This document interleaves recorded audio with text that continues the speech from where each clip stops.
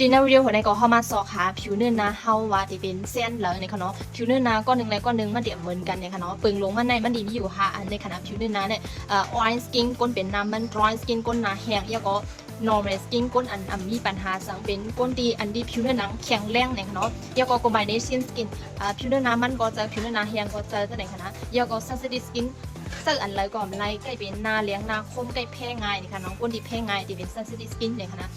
ย้อนสั่งเลยเฮาติไล่หุบผิวด้วยนะเฮาอันตั้งหลาว่าเนี่ยจึงเนื้อสกินแคร์เปิ้นเฮ็ดออกมาตั้งนำตั้งหลายแน่เนี่ยจึงมันติเจ้าตื้อไล่กูเซียนเนี่ยนะเปิ้นที่เฮ็ดออกมาตอนหนักก้นเป็นปัญหาน้ามัน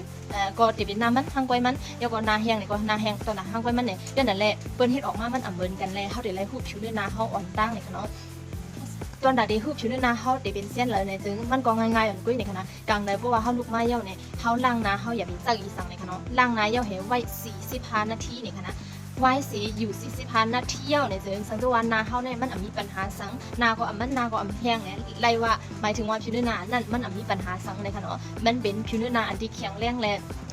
อันจึงเซอมันมีปัญหาสังนั่นแล้วค่ะนะเย่าก็สังตัวหน้าเฮาแห้งๆเค็งๆไว้เนี่ยมันสิเป็น dry skin คนเป็นปัญหาหน้าแห้งเนี่ยค่ะนะแล้วก็สังสวรรค์นาเขาเนี่ยมันลงกว่าดังนาจะไหนคะนะมันลงกว่าดังนาจะไหนสังเกตเป็นก้นเป็นปัญหา oil skin เป็นก้นน้ำมันเนี่ยค่ะเนาะแล้วก็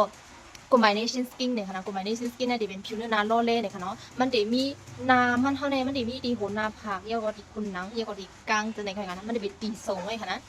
มันจะมีมันตีในแล้วก็ตีในกุ้ยเนี่ยค่ะนะนั่นเป็นหมายถึงว่ามันเป็น combination skin เนี่ยค่ะเนาะแล้วก็sensitive skin ซ้ำสังเกตว่าเขาล่างหน้าเยาหน้าเขาในมันดีเข่งแล้วก็ดีเสียบใกล้ๆไว้จะไหนเนี่ยหมายถึงว่าก้นเป็นปัญหาแพ้ง่ายก้นเป็นปัญหาsensitive skin เนี่ยค่ะเนาะสังเกตว่าเขาพูดว่าผิวเนื้อหน้าเขาเป็นเส้นเลยเยาไหนจึงเขาก็ซื้อ skin แกก็มันดีเฮ็ดให้เขาซุ่มเงินแลมันดีมาเตอคือผิวเนื้อหน้าเขาเนี่ยค่ะเนาะบางอันก้นกำน้ำแน่เปิ้นว่าอันในโฆษณาเปิ้นว่ามันหลีมันเข้มนี่กำน้ำทำเลิกซื้อจะซื้อจอมเนี่ยค่ะเนาะเพราะว่าปัญหาผิวเนื้อหน้าโดยเจ้าก็เป็นมันหาน้ำมันหามนั่นก็หน้าแห้งนั่นก็เป็นปัญหาหน้าแห้งเลยนะมันรอกันหาเนี่ยผู้หาซื้อจะซื้อจอมเปิ้นเนี่ยจังดีเฮ็ดให้เขาซุ่มเงินแลดีเฮ็ดให้หน้าเขาดูก้อยนี่ค่ะนะ